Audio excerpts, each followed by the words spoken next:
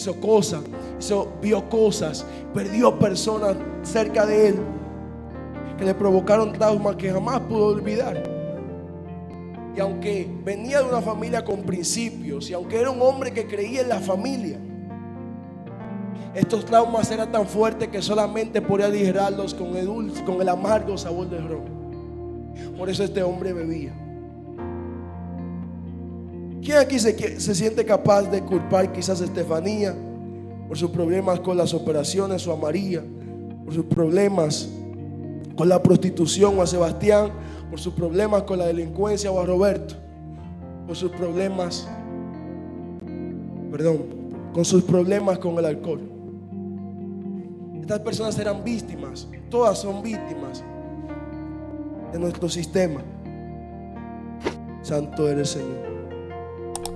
Pero aún así, aún siendo víctima, la gente no se limitó a quedarse con los brazos cruzados, sino que la gente empezó a murmurar, empezó a criticar. Y desde afuera es fácil decir: mira, este es un pecador. Desde afuera es fácil decir: mira, este tiene defectos. Desde afuera es fácil criticar. Desde afuera es fácil decir: mira lo que pasó en la noticia con ese muchacho que atacó 20 personas. Ese muchacho debería estar preso. Ese muchacho debería no tener ni siquiera la vida. Este muchacho debería pasar esto, esto y esto. Se nos hace muy fácil juzgar. Nadie, tanto Espíritu del cielo. Yo le dije: Señor, preparo algo bien bonito, pero al final tú eres el que pone las palabras en mi boca. Si en cualquier momento deseas cambiar este formato, este mensaje, está en tu completa voluntad. Pero yo sé que el Padre va a hablar tremendamente en esta noche. Santo eres, Señor. Muchas veces cuando vemos situaciones como esta nos sentimos capaces de juzgar. De hecho, lo hemos hecho. Muchas veces nuestro desayuno ha sido la murmuración. Nuestro desayuno ha sido el chisme.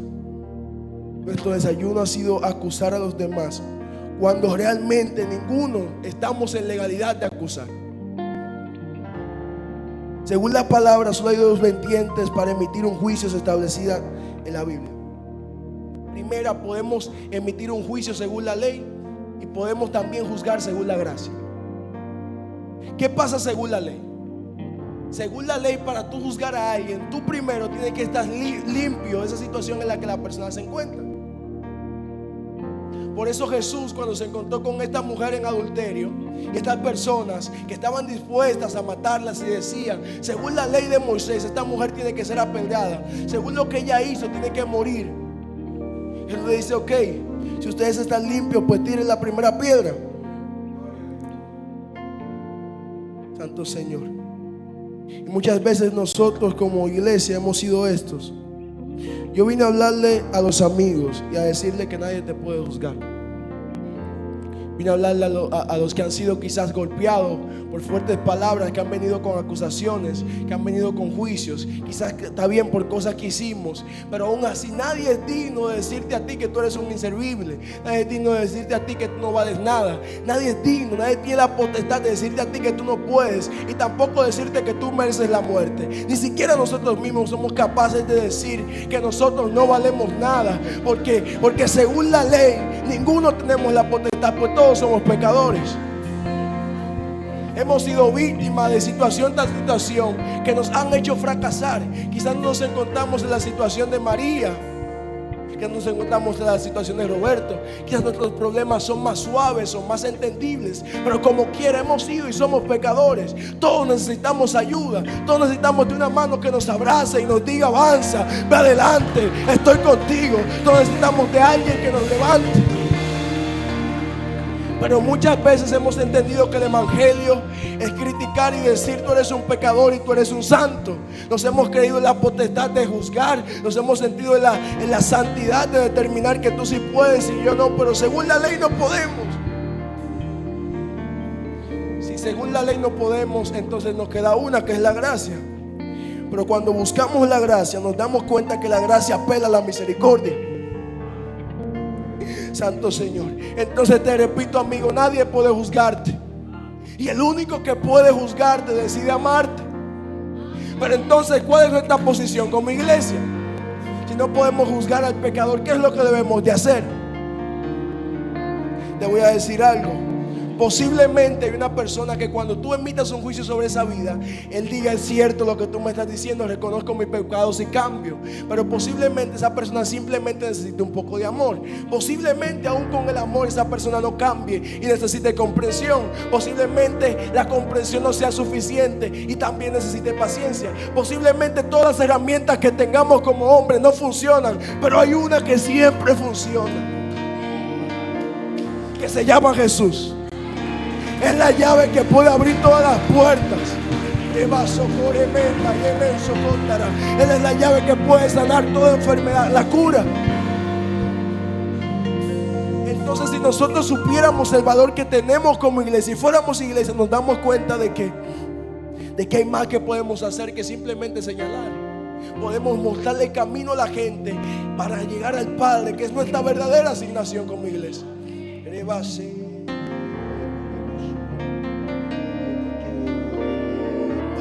No estamos llamados para juzgar, sino para restaurar. Segundo capítulo, predestinados. Para hablarte de predestinado, quiero explicarte algo, leerte una definición acerca de los puntos críticos. Esto lo aprendí en la universidad, en una materia, Señor reprenda, que se llama cálculo diferencial.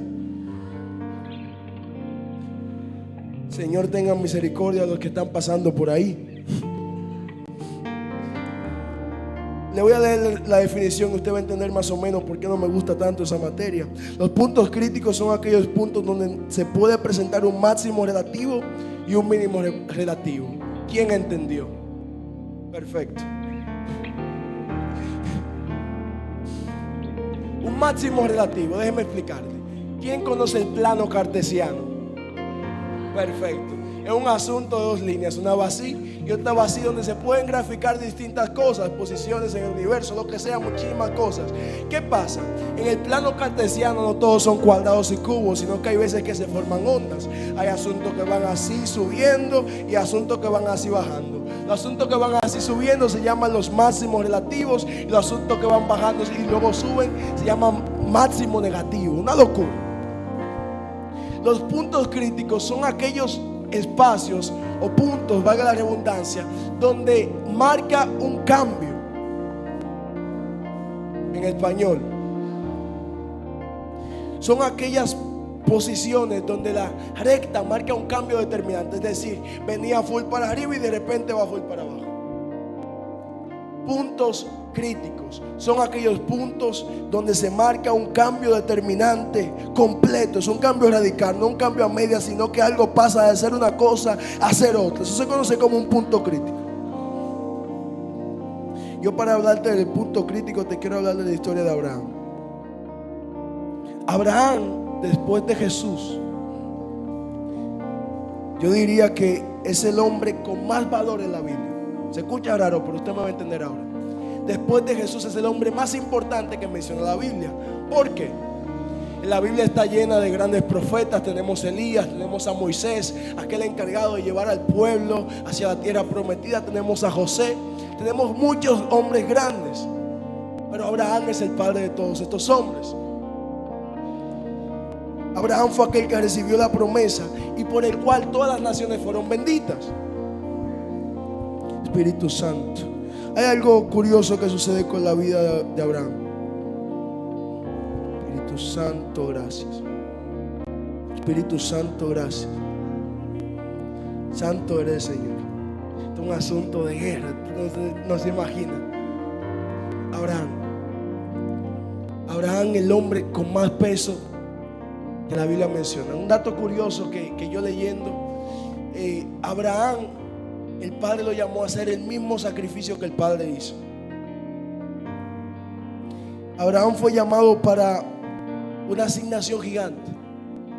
Ya a su avanzada edad, ya era un hombre realizado, ya era un hombre que había conseguido dinero, ya era un hombre que se había hecho su vida. Pero el padre decide escogerlo a él para esta asignación tan grande. Yo estoy seguro que habían personas más jóvenes, estoy seguro que habían personas más inteligentes, estoy seguro que habían personas con menos miedo, pues Abraham no fue un hombre perfecto. Habían hombres con más sabiduría, pero había algo que tenía Abraham, y es que en un momento determinado había una decisión y un espacio donde solamente él podía encajar. ¿Por qué el Señor escogió a Abraham? Porque él era necesario en un punto en específico. Aunque en otros él falló, había un momento determinado que iba a cambiar la historia, que iba a marcar un punto crítico donde era necesario Abraham. Este punto yo diría que es cuando el padre le pide que le entregue a su hijo. Santo eres, Señor. Esto es algo más grande de lo que simplemente parece. Porque ese hijo no solamente representaba el amor de un padre hacia el hijo que le tenía, sino que representaba un propósito que el padre le había entregado, por el cual le había dejado su tierra, su parentela, había confiado y había decidido avanzar. Este niño representaba el único puente que iba a volver realidad las promesas que el padre le había hecho a Abraham. Todo estaba contenido en ese niño y en esa promesa. Y el Señor le dice: entrégamelo. En este momento cualquier hombre más joven, cualquier hombre más sabio, cualquier hombre más inteligente, estoy seguro que hubiera fallado, porque para ese momento y para ese espacio solamente había sido creado Abraham. La Biblia está llena de estos puntos críticos. Encontramos puntos críticos con aquella mujer que decide esconder a los espías en su casa. Encontramos puntos críticos en aquel joven llamado Josué, que decidió seguir con el legado de Moisés. Encontramos puntos críticos en Pedro, en aquel momento donde decidió levantarse ante todos y decir, predicar el mensaje en medio del Pentecostés. Encontramos puntos críticos en toda la Biblia. Santo eres, Señor. Puntos donde la historia fueron cambiadas completamente por una persona. Si nos vamos a Hebreos 11, vamos a encontrar muchos nombres y hazañas de estos hombres de fe. Muchos derribaron naciones, hicieron hazañas sorprendentes, cambiaron la historia con lo que hicieron. Estos hombres, al igual que Abraham, no fueron escogidos por unas cualidades físicas, porque cumplían una expectativa. No fueron elegidos por su dinero, aunque las cosas que hicieron fueron asombrosas. No fueron elegidos porque ya eran héroes en su ciudad. Fueron elegidos porque eso asombroso estaba dentro de ellos, igual que con Abraham. Esta gente solamente recibieron el llamado y decidieron avanzar. Yo estoy hablando con personas que han recibido el llamado. Yo estoy hablando con personas que dentro de ellos, en su interior, se encuentra algo que va a cambiarlo todo en un instante. No sé si es con los músicos, con quién es que estoy hablando, pero yo creo que vine a hablar con personas que van a determinar algo diferente en su generación. Empezamos con un video de Van Roberts, un hombre que decidió confiar, un hombre que decidió caminar en el propósito y cambió una ciudad por completo. Yo estoy hablando con aquellas personas que en sus manos está el futuro de esta generación. Estoy hablando con estas personas que se van a levantar y las cosas que van a hacer van a cambiar todo.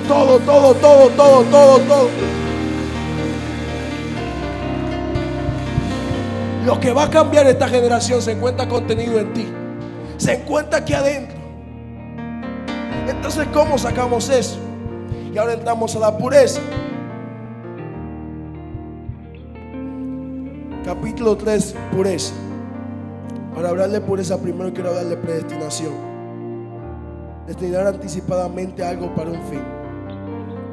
Otra definición: destinar y elegir desde la eternidad a quienes por medio de la gracia han de lograr la gloria. Cada vez que se habla de la pureza, inmediatamente nos vamos a pecado sí, pecado no. Yo peco, soy impuro. Yo no peco, soy puro. Cuando realmente la pureza no tiene que ver con una condición de pecado o con una condición de no pecado, sino que tiene que ver con la esencia, el punto inicial de las cosas. Déjenme leer otra vez la definición. Pureza: libre y exento de toda mezcla de otra cosa. Es decir, algo que no ha sido contaminado, comparte relación con genuino, porque genuino es algo que que aunque puede ser grande, no se ha mezclado con nada, sino que es algo que sale de sí. ¿Me entienden? Algo que no fue aprendido de otro, algo que no fue copiado, sino algo que es intrínseco de nosotros. La pureza guarda relación con eso y tiene que ver con el inicio. ¿Quiénes somos? ¿Dónde parte todo? ¿Cuál es mi esencia? ¿Dónde se encuentra ese Cristian que en algún momento será necesario para provocar algo en esta generación? Ahí se encuentra nuestra pureza. Por eso te hablo de que la pureza no tiene que ver con pecado, sino que tiene que ver con quién soy.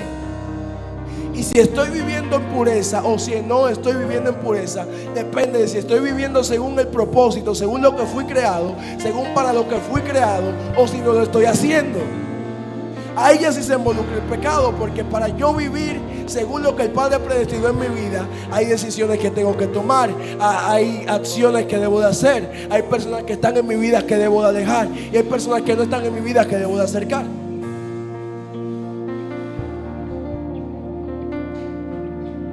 Pero ¿dónde se encuentra o cómo sabemos cuál es el estado de pureza de nosotros, del hombre? Si le hablo de un estado de pureza, es porque hay alguien en nosotros, o porque nosotros somos alguien que a veces no vemos o no manifestamos. Te voy a explicar por medio de Jeremías capítulo 1 versículo 5. Dice así: antes de que te formase en el vientre te conocí, antes que naciste te santifiqué, te di por profeta a las naciones. Conocer. El Señor habla con Jeremías y le dice: antes de formarte te conocí. Conocer tiene que ver con guardar relación con alguien, con interactuar con alguien, con familiarizarse con alguien. Como el Señor dice que se está familiarizando con alguien que no existía. No tiene lógica, no tiene sentido. Y todo lo que el Padre dice es la verdad, aunque no tenga lógica y no tiene sentido. Entonces eso me deja saber que antes aún de yo ser formado en esta tierra, ya había un Cristian Soriano Bardera que estaba haciendo algo, no sé dónde, no sé cuándo, no sé en qué momento, pero ya había alguien formado en mí.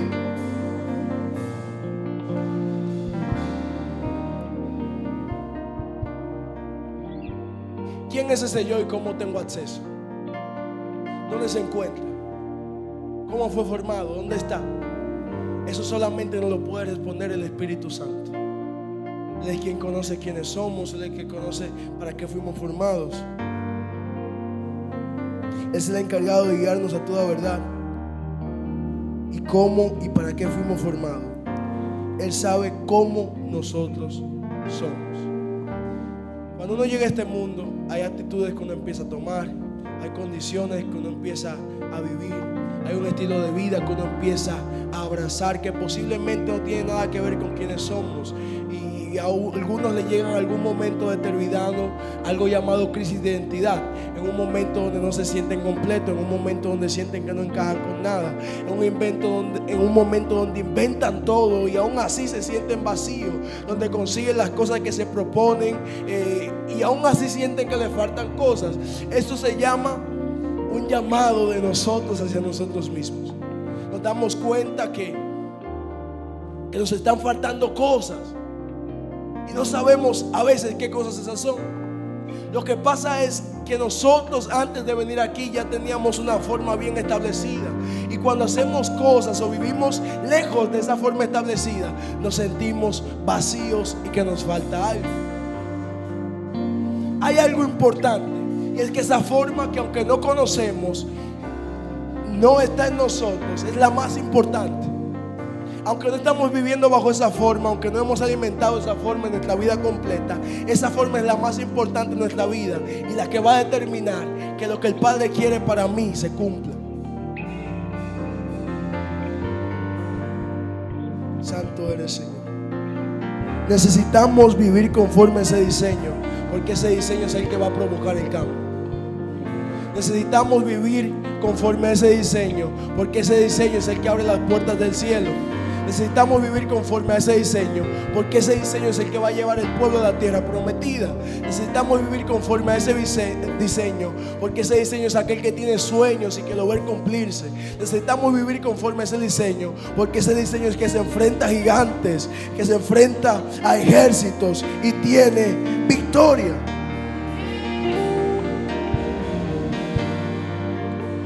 Todo lo que tiene valor de mi vida se encuentra en ese propósito. Sin Él no somos nada, pero Él nos envió a este mundo con un propósito a cumplir. En el momento que ese propósito se cumpla, se sella el contrato y nos vamos de esta tierra. Pero mientras estamos aquí es porque algo es necesario que hagamos, algo importante. Punto 4, nacer de nuevo. Capítulo 4, nacer de nuevo. Hay algo llamado ADN y algo llamado herencia.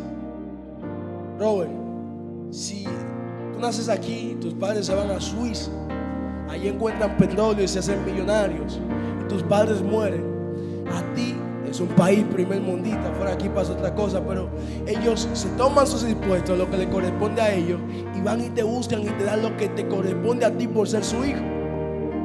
Hay algo más fuerte con el ADN aún, que si tu papá tiene alguna enfermedad, sufre de azúcar, es muy probable que tú también sufras de azúcar. Eso es algo que no pregunta, eso es algo que viene establecido. El ADN no tiene amigo de nadie, simplemente hace lo que él tiene que hacer. Tu papá es de tez oscura, es muy probable que tú también seas de tez oscura porque tú heredas de tu papá. Ahí no tenemos decisión de lo que pasa o lo que no pasa. Sucede que nosotros tenemos un ADN que no nos corresponde ya, el ADN de Adán. Este capítulo se llama nacer de nuevo. El ADN de Adán, aquel ADN que falló en el principio, por lo tanto recibió maldición. Aquel viejo hombre que peca, que es enfermo, que tiene condiciones, que tiene maldad en su interior, que va de continuo al mal. Aquel ADN que tiene deseos carnales, es en el que nos regimos cuando no hemos nacido de nuevo. Es el ADN que determina las enfermedades que yo heredo. Es el ADN que determina las condiciones de mi vida. Es el ADN que determina quién soy y cómo voy a vivir.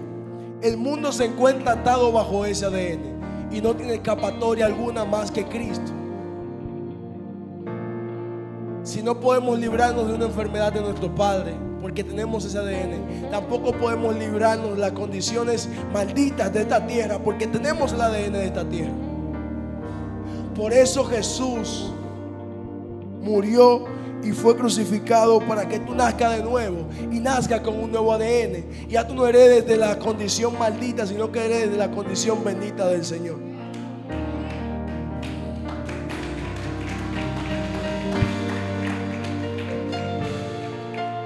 Santo eres, Señor.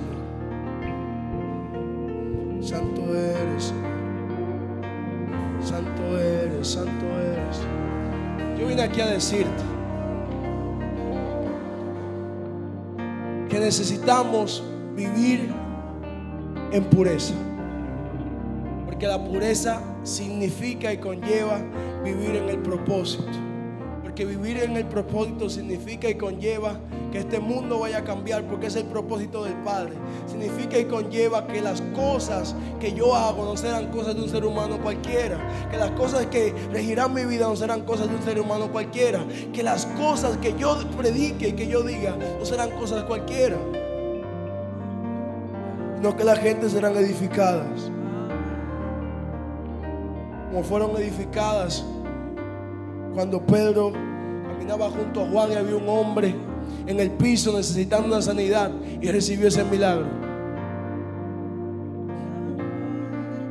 Las cosas cambiando,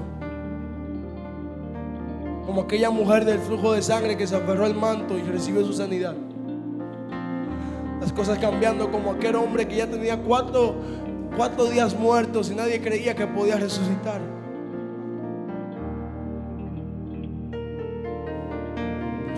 Como aquel hombre llamado Evan Robert que se atrevió a creer en el avivamiento de una ciudad. Y así pasó. Lo de nosotros es más grande porque es lo de los tiempos finales. La Biblia dice que cosas más grandes de las que Jesús hizo nosotros haremos, y que la generación postrera será mayor, la gloria postrera será mayor que la primera. Vienen cosas gigantes, vienen cosas grandes, vienen cosas asombrosas y se necesita que aquel que está dentro de nosotros, aquel estado de pureza de nosotros salga a la luz para que esta tierra reciba de la bendición del Padre. Y cuando estemos viviendo en esa circunstancia, hay unos fundamentos que no se pueden perder. Primero, testimonio. Es la declaración de lo que Dios ha hecho en la vida de una persona, demostrando su poder, amor y fidelidad. Comunión. Es la relación cercana y constante con Dios y con otros creyentes, caracterizada por su amor y unidad. Aprobación. Es el favor de Dios hacia los que caminan en obediencia y fe, guardándolo con sus actos. Santificación. Es el proceso de ser apartado para Dios, limpiado de pecado y transformado a la imagen de Cristo. Evangelismo es el acto de compartir las buenas nuevas de salvación de Cristo con el propósito de que otros crean y sean salvos. Pacto es el acuerdo solemne entre Dios y su pueblo que establece su relación basado en sus promesas y mandamientos. Fuego simboliza la presencia, el juicio y la purificación de Dios. Pasión es el ardor y compromiso profundo hacia Dios y su obra, reflejando en una vida ferviente. Poder es la capacidad y autoridad de Dios para obrar en el mundo y capacitar a los creyentes. Pureza es la condición de estar limpio de pecado y vivir en santidad según la voluntad de Dios. Luz representa la verdad, la santidad y la guía de Dios, en contraste con las tinieblas del pecado. Esencia, la naturaleza misma de Dios que se revela como amor, justicia y verdad. Cambio, la transformación que Dios obra en la vida de los creyentes, nosotros, haciéndonos nuevas criaturas en Cristo.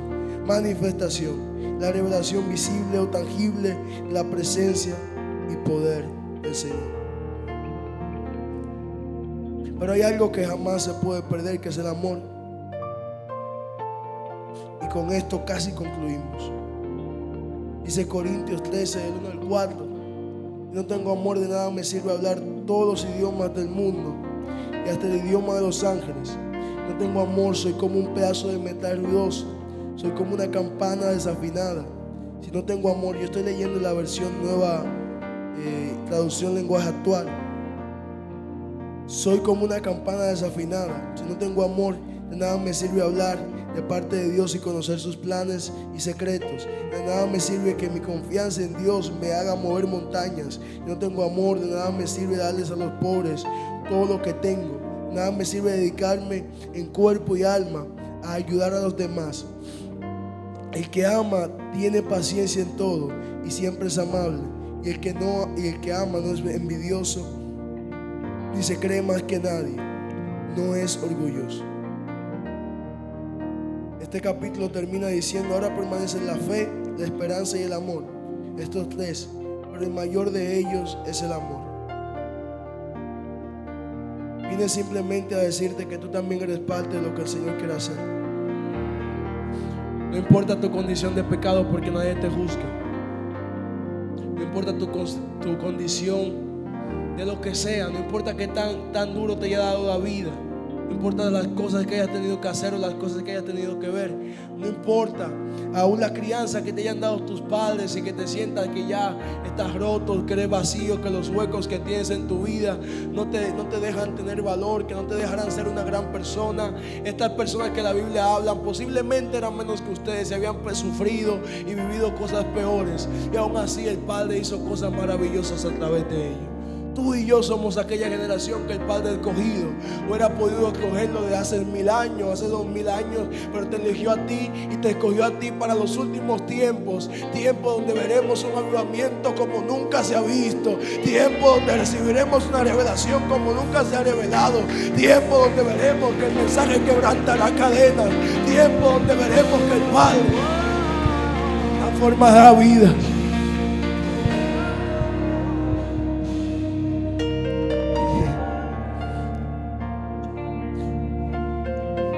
Quiero culminar leyendo la visión que el Padre ha puesto en mi corazón: ir por todo el mundo y predicarte el Evangelio.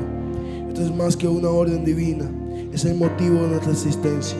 Hoy nos ponemos de pie y aceptamos la voluntad de Dios como una con nuestras vidas, creyendo que este es el tiempo de manifestar, ver y creer lo que Jesús mismo procuró, a ser crucificado en la cruz. Puertas en el cielo han sido abiertas, así que aunque todo parezca ir en contra, nosotros veremos una generación para Cristo. Que el Señor les bendiga.